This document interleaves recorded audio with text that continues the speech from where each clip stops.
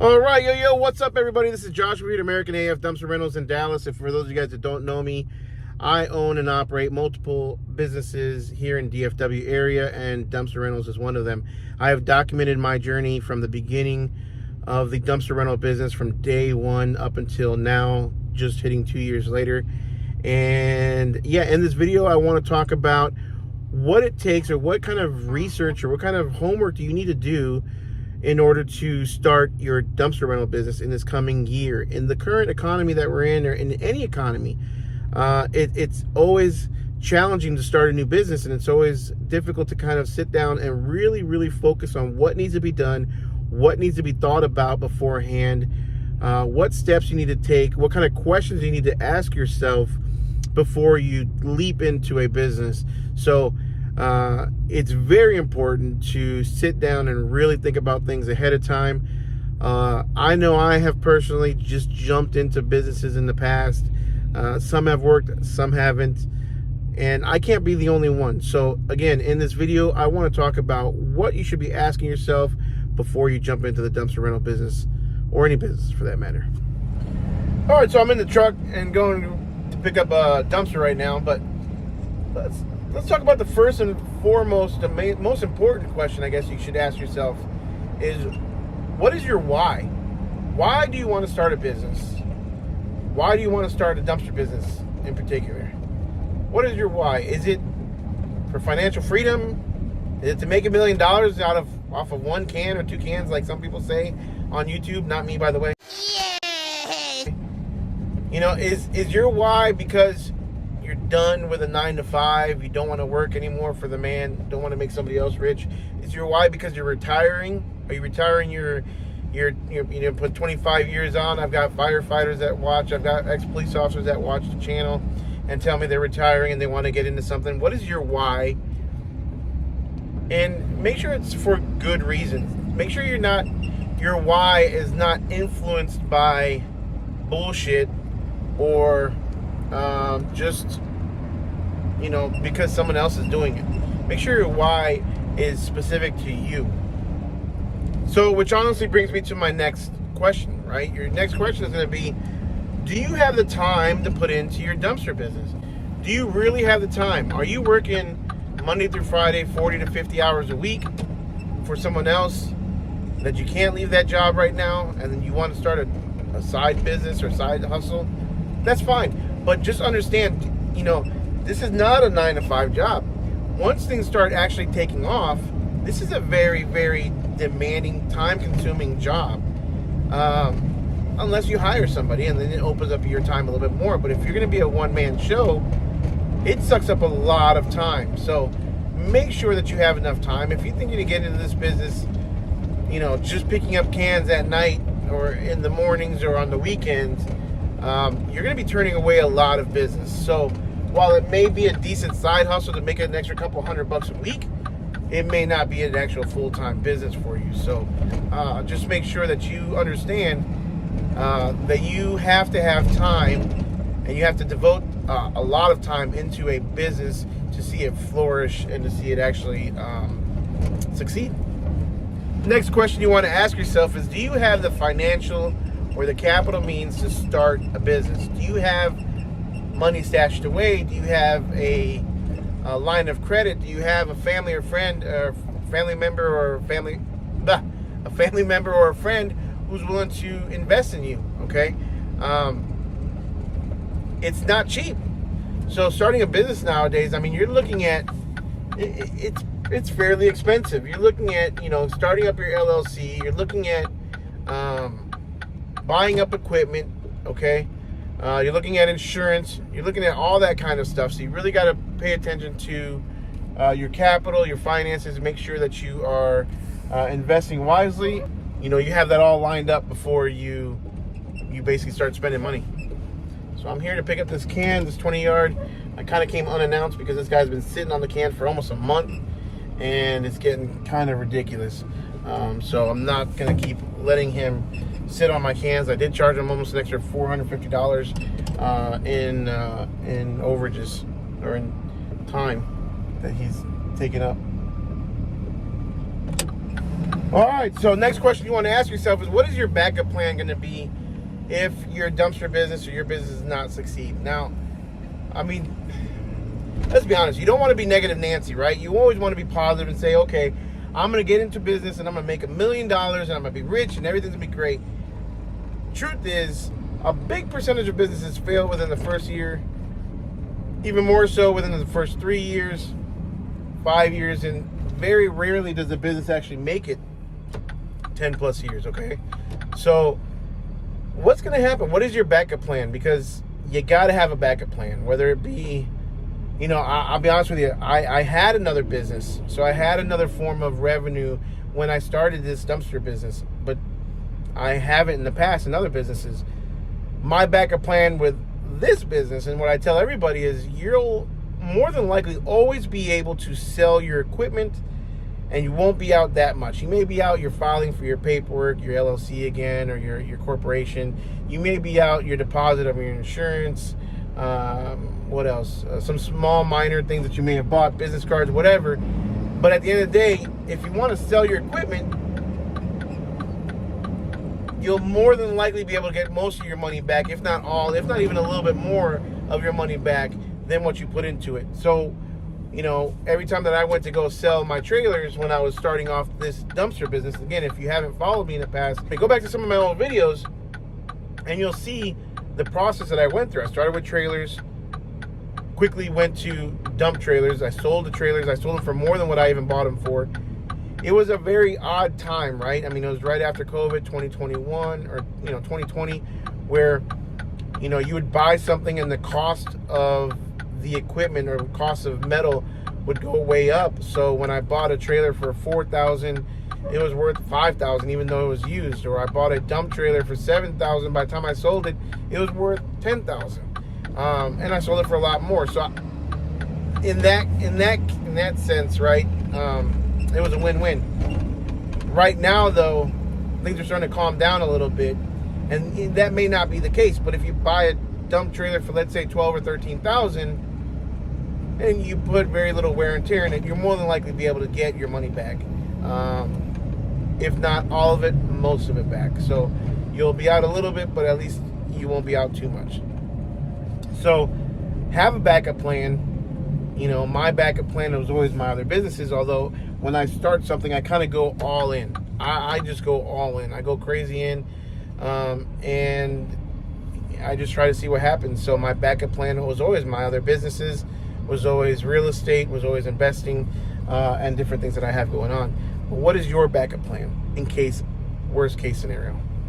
All right, I may look like a young buck to you guys, but I've got some age to me. I'm at that age where I always have to have an end goal. I always have to have, I'm not just going to start something and just kind of start it without thinking long term what my end goal is going to be, okay? If you're 20 years old, you've got a long way to retirement.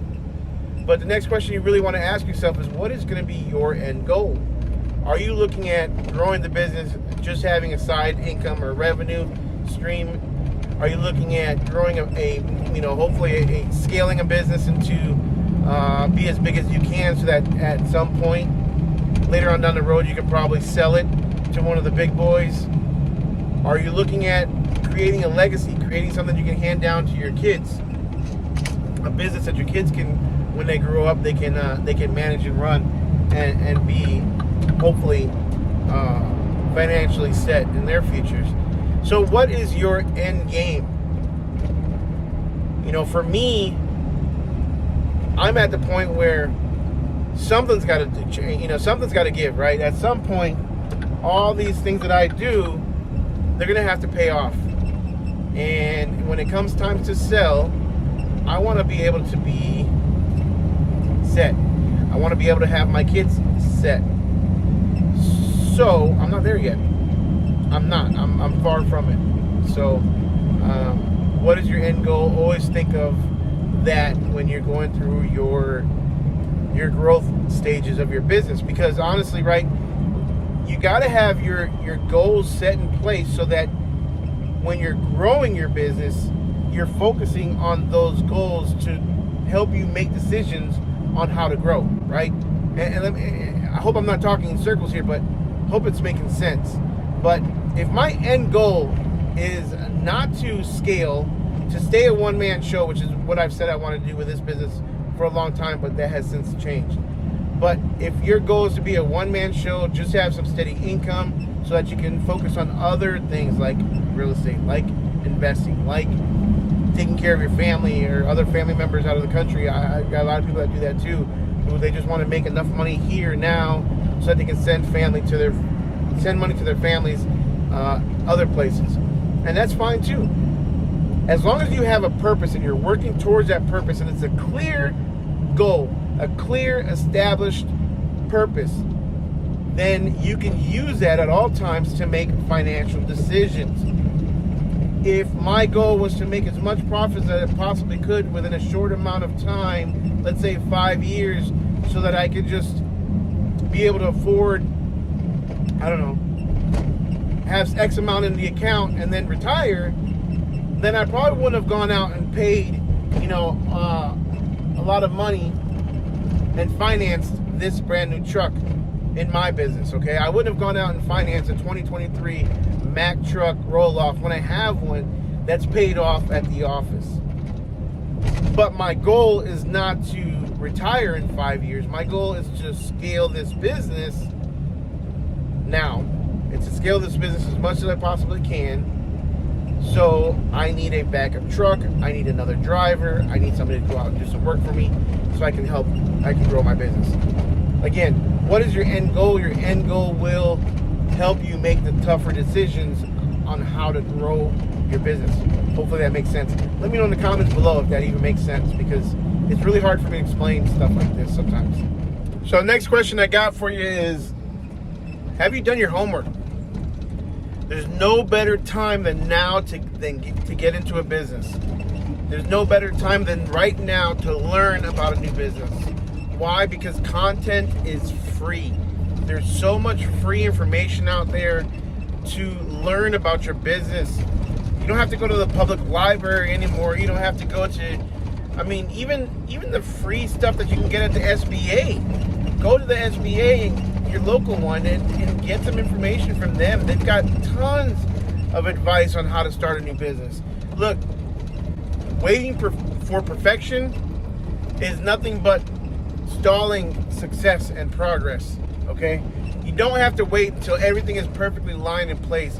You don't have to wait until all your graphics are in, and until your business cards are in, and until your website's done, until, you have your shirts with your logo on it. You don't have to wait for shit. Get started, but also do your homework, right? Do your homework. Make sure you know what you're doing, but don't wait for perfection, because perfection will do nothing but kill a small business. I'll be honest with you. I'm here at the landfill, and here's some homework for you. Oh my gosh. If you got a bad back, it's probably not the good business for you, because you'll be throwing around your truck like a rag doll. I don't care what you drive, whether you drive a pickup truck, a cab over, a Mack, a Freightliner, even these Peterbilts, those badass Peterbilts. You're going to be throwing around your truck like you're a rag doll. It doesn't matter if you weigh 100 pounds or 300 pounds. Yeah. Hope you don't have a bad back.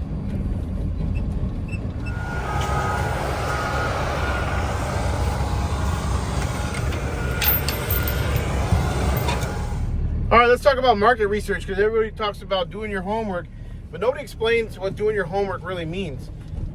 Let's talk about market research. That's part of it, right? Doing your homework, number one, is doing just what you're doing right now, watching me on YouTube, watching all the other guys on YouTube, and getting that free 99 knowledge. Who says that? The guy from, I don't know, some guy on YouTube says free 99 all the time. So I just stole that. But what does it mean by doing your market research? Well, you know what? Here's some really important tips that you need to write down if you don't know them. First and foremost, you need to find out how many landfills are in your area and what it takes to get an account at the landfill. Do they even do accounts? Do they even have commercial accounts? You're gonna want to see if you have just a truck or trailer, whether it be a dump trailer or a cargo trailer, whatever you got, Some landfills may not want to do a commercial account for you, only if you have like commercial trucks, like the big boys. Others, they don't care whether you have a commercial account or not. You're getting charged the same amount as anybody else. You're getting weighed in, you're weighed out. That's fine. Find out how many landfills are in your area. That's number one. Well, that's besides everything else. That's important. You're going to want to know where they're at, geographically located on the map, so that when you are picking up and dumping dumpsters, you hopefully try to save time and be as efficient as possible by going to your nearest landfill. Now, most of us that have been doing this for quite a while have our nearest landfills, but we also have our favorite landfills. Not all landfills are created equal. So just because it's a landfill doesn't mean it's going to get you in and out as fast as, let's say, a transfer station or even another landfill that only does the bigger trucks. So you've got to do your homework. Call around the landfills.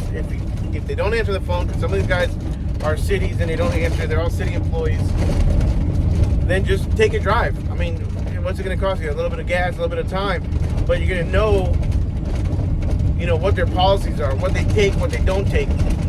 Sorry about all the shaking, guys. Those of you guys that are in Florida or other states that they require separate materials, like they're required to separate your materials like C&D and, like waste or food stuff in a different dumpster, you're going to want to know that kind of stuff too. That's really important to know beforehand, because otherwise you're just going to be in a world of hurt when it comes time to dump your first dumpster, and you go to your landfill and they kick you out because you've got mixed waste. Here in Texas, you go to a landfill, they'll take anything for the most part. They'll take anything except for hazardous materials. You don't have to separate your waste, but I know other states do, so keep that in mind. You're gonna want to know what they charge per ton, whether they charge per ton or per cubic yard. Some places charge by the yardage. Some places have a minimum, other places don't. All the ones that I go to here in Texas, they all have minimums. So you're gonna want to know that. You're gonna want to know, most landfills will require you to wear a suit. I'm sorry, not a suit. I'm talking about limos. Most of the landfills will require you to wear a vest, a safety vest, and or a safety hat. You're gonna want to order that on Amazon, otherwise they will rape you if they sell you one right there and then and there. So call around all your landfills. Okay, another thing you need to do is get on the phone and call as many of your competitors as you can and get their pricing. You're gonna want to call and get, all their average pricing, or all the average pricing of all the different competitors in your area. Get the 15, 20, 25, 30 yard dumpsters and get those prices if that's what you're going to be targeting or marketing or going after, right? If you're going to go after the residential, 15, 20 yards is going to be your go-to dumpster sizes. They fit easily in driveways. They're not too high. Most people that are doing like house cleanups, most of them won't need anything bigger than a 20 or 25 or even 30 yard dumpster. If you got like a big hoarder or a massive clean out, an estate clean out because someone passed away, then you might need a bigger one, or you might just need to double up and give them a couple dumpsters. But you're going to want to do all your market research. You're going to want to call them and get all the average pricing for all those dumpsters, all fees included. Okay, you're going to want to know what they do with their fee structure. Do they charge a fuel surcharge? Do they charge a pickup and delivery drop fee? Do they charge, what's their overage? What do they include in that price? How many tons do they include in that price? And what is their price if the customer goes over in tonnage? You don't want to know all that stuff. This is for all my boys in Texas and surrounding states. And for those of you guys that aren't, you're also going to want to hear this and know this. This is a scary situation if you go out and you buy $100,000, $50,000, $20,000, $10,000, whatever it may be, dollars worth of equipment, and you start off this big old company, and then all of a sudden you find out you cannot legally operate in your city. You're going to want to know this ahead of time, okay? Texas and other states, that I don't know exactly which ones, but I know Texas for sure, they allow for cities to contract with private companies, private publicly traded companies, to provide all waste services in that specific city. So let's say I pick a city called don't know, A-Town, I don't know. And A-Town contracts with Waste Management or one of these guys, Republic, okay? They contract, let's say they contract with Republic because that's one that just passed by. Republic is the only company, waste company, that is authorized to pick up waste in the city of A-Town. So what does that mean? That means they're the only ones that can do the weekly garbage pickups. They're the only ones that can do roll-offs. They're the only ones that can do construction cleanups. They're the only ones that can do commercial, like the 2-3 yard dumpsters. Like you see it right there. Yep, like that one right there that just passed by. The front loader pickup. They're the only ones that can drop off within city limits. Then you have county. So the city only regulates what's within the city, but usually the county, if they live outside of city limits, then that's free game for anybody like myself that can operate outside of the city limits. But if you're in the city, you legally cannot roll off or drop off a roll-off dumpster. Be very mindful of this before you get into business and figure out how you're going to work around, get around that kind of monopoly, I guess you can call it, really, to me, of these cities. And what it is these companies like Republic, like CWD, like Waste Management, they pay a kickback to the city for using their city roads, their city alleys, all that stuff. So there's a lot of money exchanging hands when it comes to trash and these cities. There really is. You've got to call your city hall. You've got to call your council members. You got to call whatever it is you got to call. Usually a city manager knows that kind of stuff, and ask them what are their laws, what are their ordinances around dropping off roll-off dumpsters. This is why a lot of guys do the roll-off trailers, because they're on wheels, they're movable. You can technically say you're doing junk removal. You can technically say you're doing a lot of other things. But a big red dumpster like the ones I have is like a big red flag, right, for the city when they're coming around and looking and they're saying, oh, there's an unauthorized dumpster at 123, Haven Street. Even if it's in someone's private driveway, it does not matter. If it's within the city limits, that homeowner can only contract with said company. And that's it. The homeowner can get a fine. They can impound my dumpster.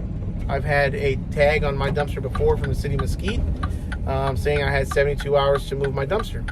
Luckily, by then, customer was already done with it, and off I went. Do some cities enforce it? Yes. Do all of them? Absolutely not. So I don't operate in Mesquite very often. If I do, I want to make sure it's a location I can kind of place that's not easily visible from the street, to be honest with you. I'm kind of flying by night, I guess you can say, in some of these cities. So whether that's right or wrong, I don't think it's right for a homeowner to be forced on what provider they can use. That's like the city coming in and saying, hey, you homeowner, you can only use a Verizon or AT&T for your phone service. You don't have the luxury to choose between companies. So huge monopoly. But again, you've got to know your laws. Don't go out and spend all this money and then call me or message me or email me and say, hey Josh, what do I do now? I spent all this money and I just found out I legally can't even operate in the city that I live in. So be warned. So let's talk about money. Everybody wants to talk about money all the time and how much you can actually make. But what you really need to know and what you really need to figure out and understand is how much do you personally need to survive? What is your break-even point, okay? Where do you need to be at to continue the lifestyle that you're currently living without it taking a huge hit, right? So if you're currently working and you want to replace that job, you need to figure out, you need to know what your costs are, what your mortgage is, put all that together, how much you spend each month on groceries, on eating out, how much do you spend on entertainment, how much do you spend for your family.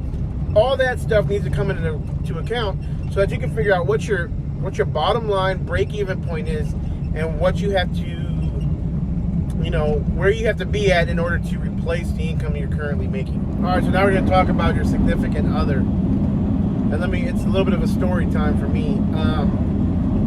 So I've been married 20 years. We just hit our 20th anniversary this past August of 2022. And let me tell you, we've had our ups and downs. I mean, obviously, like any marriage, you go up, you go down. You have good years, good months, good weeks, and bad ones. Okay. So, but my point, and I've been married almost the entire time I've been a business owner. And actually, I started my business before I got married. So I've been a business owner longer. My first business. I've been a business owner longer than my married life. So over 20 years, I've been in business in one way or another. And us business owners can be super consumed with our businesses and growing our business. And this is why we get so personal when we're in our business. A lot of people say, "Oh, it's business, don't take it personal." It's very hard not to take business personal. What do I mean by that? I mean, if somebody calls your kid ugly, that's how I feel when somebody talks bad about my business. I mean, it's that kind of thing. It doesn't matter what business it is. Your business is almost like your child, right? I mean, you started from nothing. You nurtured it. You grew it. You fed it. You've lived it. Eat, sleep, dream. Everything that you've been consumed by your business. And it's a family member. It really is. So, but you have to be careful, and I've talked about this before in other videos, but you really got to be careful, because if your spouse is not on board with you, if your spouse is not supportive of your business, or they just think that it's something like a fad and it's going to go away, and it's going to cause conflict in your business. I'm sorry, it's going to cause conflict in your relationship, in your marriage. You need to have a supportive spouse. And, and what does that, how do you do that? Well, it takes both of you guys really to sit down and talk about things like what your dreams are, what your passions are, where do you want to see yourselves down the road. And you got to have that open communication. I am no marriage therapist whatsoever. Believe me, I think it's amazing that my wife has put up with me this long. My point is, though, that I've gone through rough patches where I just, I remember a few years when I first was starting the limo business where it was just 3, 4 in the morning. I would stay up working on my website, doing SEOs, changing, looking at what the competitors are doing, and bright and early, all day, every day, out hustling and working, and then at home on the computer 24/7. And that caused a rift in my marriage. That caused an issue. It was never spoken of, but it definitely caused an issue in my marriage. So I want to warn you guys that, and now ever since then, I've really turned the focus on family first, business second.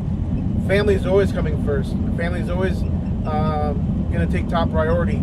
I schedule my business and how I work at work around my family events. I don't ever miss. I've coached my kids soccer since they were 7 years old. My oldest daughter for 12 years now. I've coached my second daughter. I've coached my son. So I'll never miss a game. I never miss a practice, because family's first. So keep that in mind, because starting a new business, you think, oh, everybody's going to be supportive of me. Everyone, including my wife, my spouse, my husband, my cousin, my brother, my sister, whatever it may be. But sometimes they're not.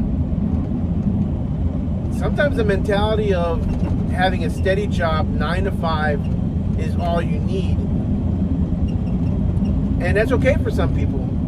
But when in a marriage or in a relationship where one person thinks having a 9 to 5 steady income is way better than a risk of being an entrepreneur, well, that's going to be a big issue.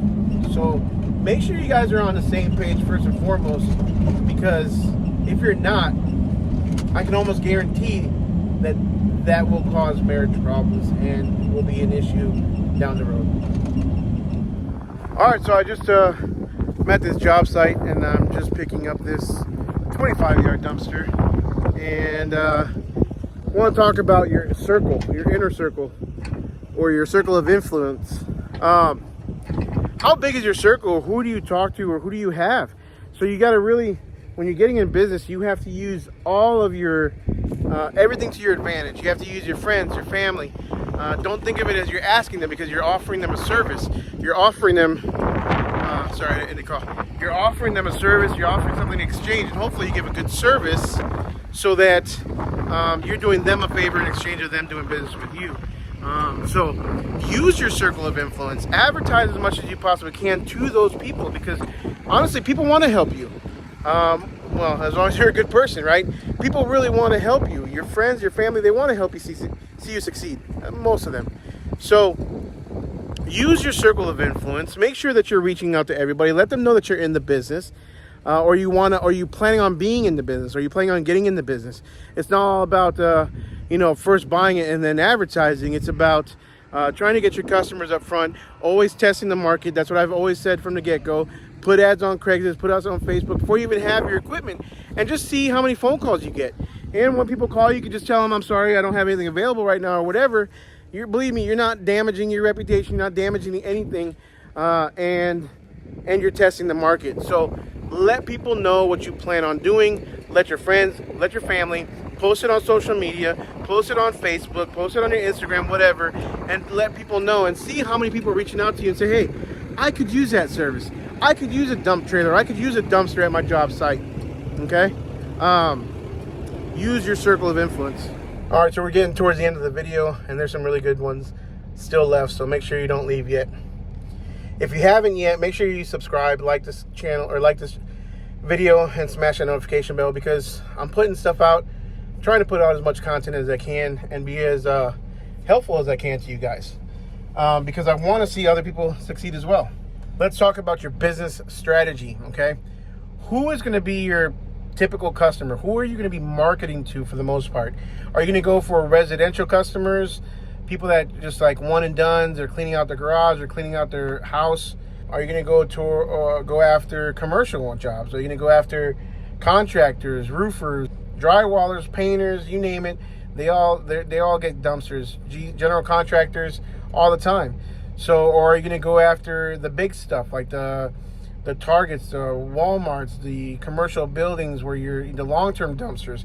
You really got to really sit down and focus and think about what's needed in your area, what can you do, and what would be beneficial for your setup. If you're starting out small, if you're starting out with a small trailer like I did, then your target is probably going to be residential customers, right? It's just going to be people that are cleaning out their house.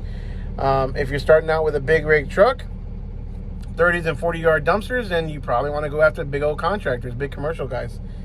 Bigger the truck, the more money you make, but also the bit more wear and tear that your truck takes and all that stuff.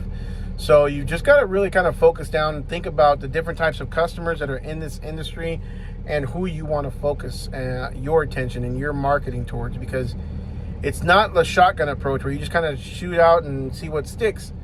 Because honestly, there's just so many different types of clientele that you'll be spending money, ad revenue, or ad money on trying to target towards commercial contractors when all they want in your area is 30s and 40s, and all you have is 15 and 10-yard dumpsters or whatever, right? So 10 and 15-yard dumpsters, and you want to focus on residential cleanouts. Those are too small for a lot of contractors. So really kind of focus on where you want to market, where you want to take it. That's going to be your business strategy, who you're going to market towards, and how you're going to market towards them. Are you going to go after Facebook ads? Are you going to go after Google ads? Are you going to do a little bit of everything? I've talked about this on my channel as well, as make sure you're out there and you're looking for the best way to advertise. Finally, after you've done all of this, after you've written down all the answers to all these questions I've placed to you, I want you to do grab one more piece of paper, and I want you to do a pro and a con. Pros side and a con side. What are the pros of getting to business for yourself, and what are the cons? Are you the type of person who likes to sleep in? Do you like to procrastinate? Do you like to drink heavily on the weekends? Do you like to drink heavily during the week? Then business ownership might not be for you, because all you're going to do is probably carry that type of attitude or that type of over to your business. and then you're just going to create a bad reputation for yourself, and that's an instant business killer. So you've got to make sure that you're the right type of person as well. So pros, cons. Pros, hopefully you'll make some good money. You'll accumulate some assets over time, whether it be vehicles, trucks, dumpsters, whatever it may be. And then cons. Cons is sometimes you got to wake up at 5 in the morning. Sometimes you got to wake up at 4 in the morning and hit the road by 5. Sometimes you're out from 5 a.m. till 6, 7, 8, 9 p.m. Excuse me. Cons are, at first, you are the one person. You're a one-person show. What did it say? One trick pony? You're it, right? You're answering phones. You're dispatching. You're emailing customers. You're responding to quotes and to leads. You are driving. You're delivering dumpsters. You are picking up dumpsters. You're going to the landfill. You're doing it all yourself. Con could be that you just don't have enough time. Con could be that you just don't want to do all that stuff. So anyways, pros and cons of getting into the business. And really, it's up to you. So the answer after all this time is really up to you, whether you want to get into this business or not, or start a business or not. It really takes a certain type of person. See, now everybody and their mom right now wants to be an entrepreneur. Everybody thinks it's a cool thing. Everybody wants to go do a side hustle or do a side gig and go work for themselves. But pretty soon, there's going to be a lot of businesses that will be going out of business because they just didn't have what it takes. And it's going to open up the market. So yeah, everything's flooded right now. Everything is flooded right now. Every small business, people complaining, oh, well, it's these YouTubers that are out there, telling everybody to come into the dumpster business. Bullshit. I'll tell you right now, you want to blame me for bringing people onto the industry? Fine. But out of 1,000 people that may watch a video, 10% of them may actually take action, and another 10% of those people are probably worthy of being a business owner and can actually probably stick to it. Are you that person? Are you that person who can actually succeed and be successful and hustle until your shoes fall off, right? I mean, are you that type of person? Then any business would probably be good for you. You just have to find the right niche. Like I said, all industries right now are being inundated with sole proprietors or new startups and all this stuff. All businesses, all industries are. And that's just because everybody wants to do this entrepreneur lifestyle. Everybody wants to be their own boss. Nobody wants to work at, for somebody from 9 to 5 or work at McDonald's or work at, Buffalo Wild Wings, whatever it may be. That's why all these restaurants are hurting right now.